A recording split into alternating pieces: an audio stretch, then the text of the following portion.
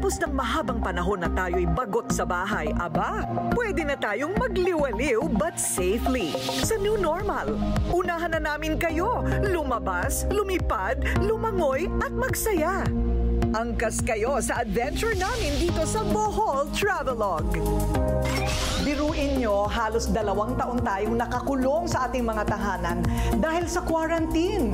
Ngayong bumababa na sa wakas ang mga COVID cases, ayan na malaya ng lumabas at makapamasyal sa iba't ibang bahagi ng bansa. Unahan na namin kayo at bigyan ng tips kung saan kayo pwede lumigid sa probinsya ng Bohol. Pwede na tayong lumabas, lumipad at magsaya sa #RatedCorina sa Bohol.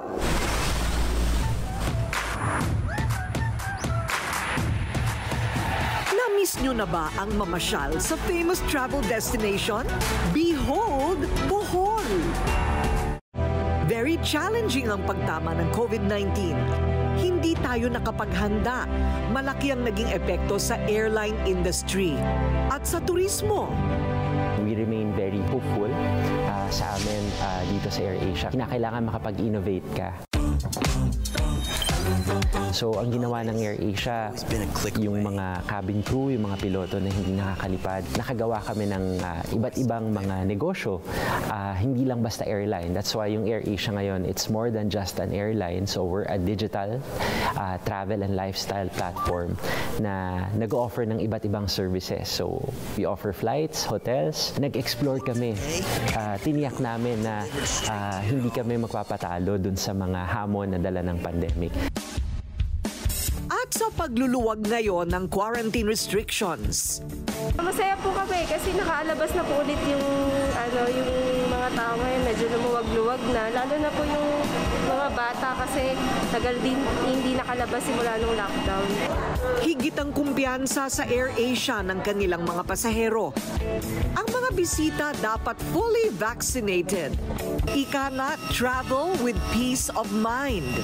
It's a humbling feeling sa totoo lang na sa gitna ng pandemya, sa gitna ng mga hamon na kinaharap namin, binibigyan pa rin kami ng pagkilala nitong mga respetadong mga award-giving bodies such as yung Skytrax. 12 consecutive years na kami na world's best low-cost airline, and at the same time yung World Travel Awards naman 9th consecutive year na Asia's best low-cost airline at Asia's best cabin crew. Mas lalong dapat kaming magsumikap, lalo na yung aming mga cabin crew, yung mga piloto, ground staff sa pagbibigay ng world-class service sa aming mga guests dahil ito talaga yung tinatangkilik sa amin sa AirAsia. Ang pagkilalang ito dahil sa mahigpitang kanilang pagsunod sa health and safety protocols laban sa COVID-19. So, the good thing about flying AirAsia is their cabins are 99.9% free of bacteria and viruses because of what they call the technology that is HEPA filters. Pinapatay noong, ewan ko yung makina nila, yung bacteria or viruses na umiikot sa buong cabin.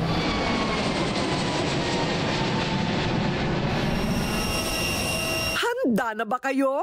Welcome to Bohol! Maraming pwedeng i-rediscover sa Bohol. Gaya ng 1,268 na mga burol, ang Chocolate Hills. Kinilalang 8th Wonder of the World. Tinatayang may taas na 120 meters sa bayan ng Carmen, ang pinakamataas na burol kung saan nandun ang Chocolate Hills Complex.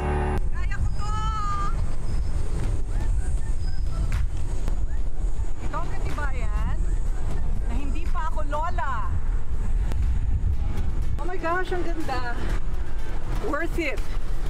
220 steps. Tadaan!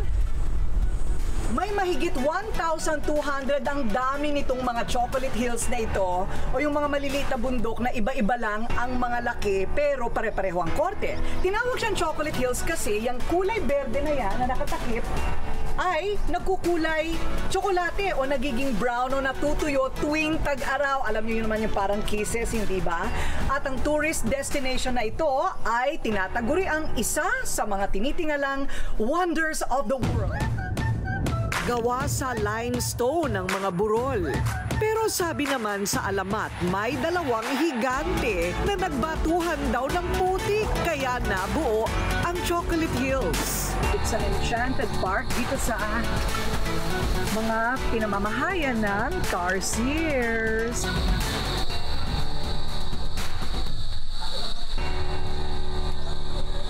Ang mga tarsier ay endangered species. May mga 4 lang na nandito na sanay na sa tao. Pero marami silang na-breed. Pero inaalagaan talaga ng buhol dahil kung hindi aalagaan, magkakamatayan sila. So, itong mga nandito, hindi mo halos makita kasi nakayakap sila dito sa mga punong kahoy. So, ito ang kinakain ng mga tarsier. Uod. Ito na. Mahahawakan ba ang uod? This is the butterfly garden. Look at this one, oh. Kakaiba ang kulay, oh. Parang dark blue. Parang siyang si Batman. Hindi ka panipaniwala. Ito ang 3,000 hektaryang lupain dito sa Bilar Lobok Road sa Bohol na man-made forest ng mga mahogany trees. Pinagtiyagaan ng mga kabataan mula pa ng 1800s. Inutusan talaga sila na magtanim ng mga puno bawat isa. Ito ang katibayan na kapag talagang nagdesisyon, maaring mag-ambag ang tao pabalik sa kalikasan. Glupako, glutathione, papaya, and kojic in one beauty bar. All 3 actives for whitening, moisturizing, and anti-aging in one soap. Glupako soap. Nakahanda na sa pagsalubong sa pagbubukas ng Bohol ang Lobok Youth Ambassador Band.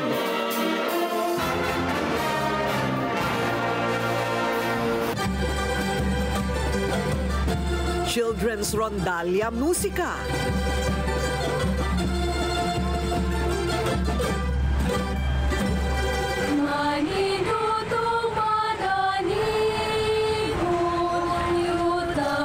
At ang mga malaanghel na boses na kinilala ng buong mundo, ang Lobok Children's Choir.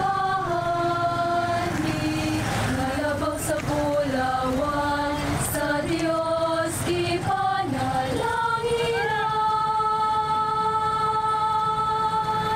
Kalimutan. Sir Romel, parang nagiging normal na dito sa Bohol, lalo na dito sa Modalas. Since kailan po dumadami ulit yung inyong mga pumapasok dito na bisita? People are coming back and we really happy. Well, we just follow the safety seal of the government, no? DOT also, face mask, social distancing, and the taking of the body temperature. Our servers with mask and the face shield. And also, we're fully vaccinated already. And this is your signature Instagram shot. Ito. Yes. Ito na yun. This ito one. na yun. Yeah, correct. The no? infinity pool. Infinity pools. What can Panglao really offer? Wow. Panglao can offer diving, beach, and of course now we have the food. Yes. So when is the best time to go to Modala? All year round.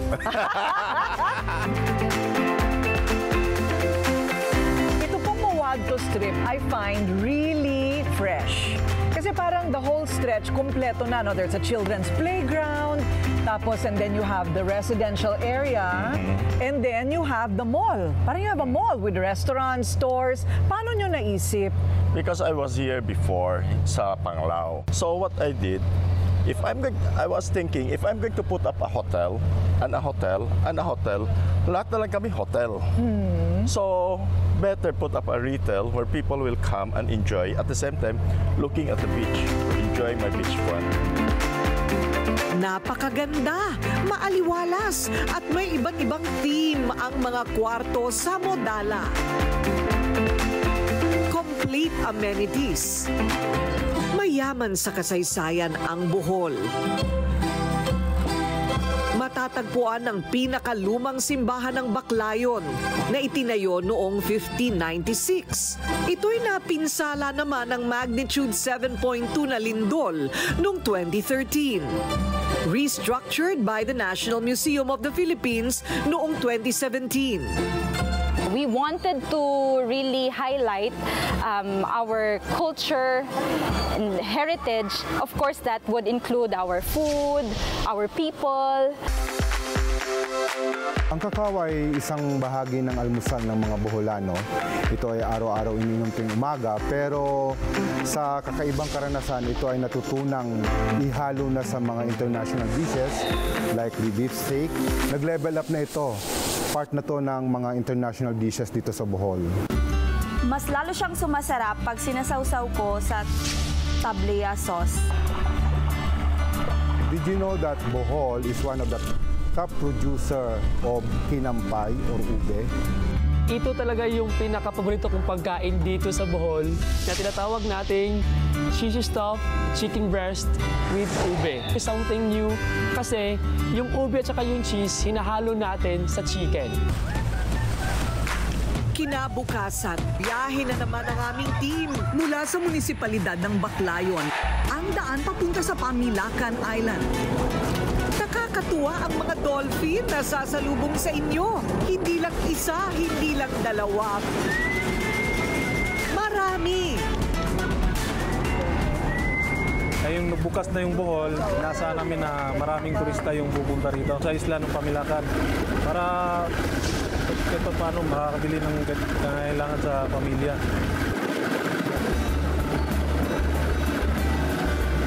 Talagang ikaw ay mapapa-behold Bohol sa kakaibang mga experience. Sa mahilig sa adventures, bumalik na ang water sports activities. Nung pagkatumba, ito at nadisgrasya kami. At the same time, parang na-excite. At first, natakot ako kasi unexpected kasi hindi namin alam kailan kami itutumba. Hindi pa rin mawawala yung kamba kung kailan ka matutumba. Great experience naman. Definitely, I would recommend it to all.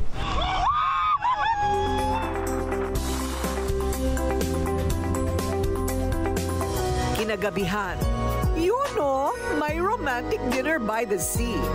Nakilala namin ang couple na sina Joseph and Dercy. Parehong abogado. Nagse-celebrate ang kanilang 5th year wedding anniversary. And birthday din pala ni Dercy.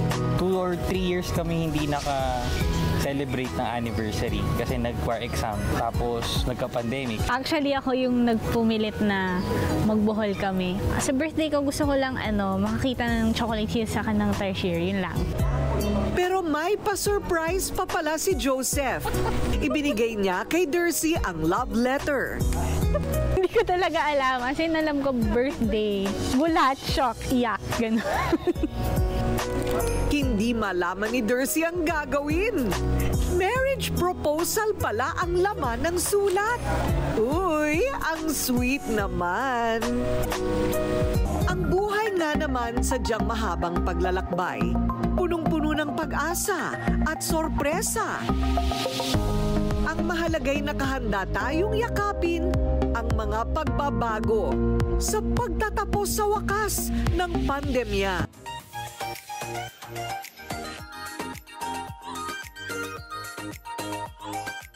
This is the 50-gram jar. Ay, proud ako. Lumaki na siya. Level up na. More magic in a bottle. Yung 15 grams, dito na siya sa loob ng pampakit. Okay? Mawawala na yung 15 grams. Ito na ang available sa market ngayon. Parang tumerno na rin siya dito. Ayan. Ito naman ang K-Magic Skin Cream for Body. Anong pagkakaiba ng dalawa? Ito, pwede ito sa mukha. Okay na okay lang din sa face. From head to toe. Pero, hindi kasi pwedeng masyadong matapang ang exfoliation pagka sa ibang parts ng katawan, like kilikili, sensitive ang skin yan, di ba? So, ang face cream, mas nakaka-exfoliate kasi kaya yan ng ating neck and face. So, that's the main difference. My 2 superstars, the K-Magic Skin Cream for Face and Body.